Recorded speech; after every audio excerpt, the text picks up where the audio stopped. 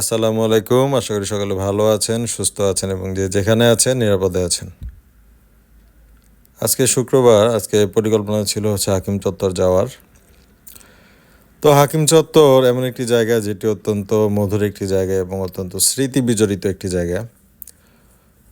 এইখানটাতে অনেক দিন পর আজকে যাচ্ছি। আজকে মূলত যাওয়ার কথা হচ্ছে আরেকটি জায়গায়, সেটি পরবর্তীতে বলছি।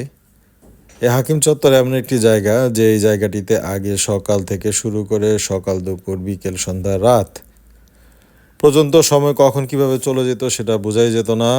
মধুর ক্যান্টিন থেকে শুরু করে লাইব্রেরি দিয়ে ঘুরে হাকিম চত্বরে মোড়ে আসতাম, ক্ষুধা লাগলেই চলে আসতাম।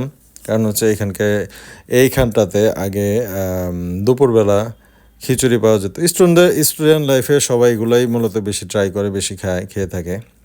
আর সন্ধ্যার সময় যে স্যুপটির জন্য আসছিলাম সেই স্যুপটি নেই, হালিম পাওয়া যাচ্ছে। হালিমটা অ্যাভারেজ ক্যাটাগরির।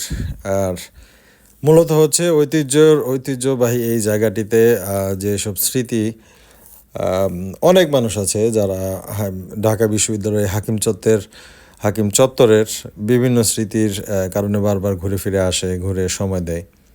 বাহিরটাতে কিন্তু অনেক ভিড়, কিন্তু হাকিম চত্বরের ভিতরটাতে যখন আসবেন দেখবেন অত্যন্ত রিল্যাক্স লাগে এবং ভিতরটাতে মানুষের চাপ কমই থাকে। আজকে অবশ্য যাব, এখন যাচ্ছি ঘরোয়ার খিচুড়ি খাওয়ার জন্য। তাই হাকিম চত্বর একটু ঘুরে গেলাম। পছন্দের জায়গা, ভালোবাসার জায়গা। আশা করি আপনারা ভালো আছেন, সুস্থ থাকবেন, নিরাপদে থাকবেন। চ্যানেলটি সাবস্ক্রাইব করবেন।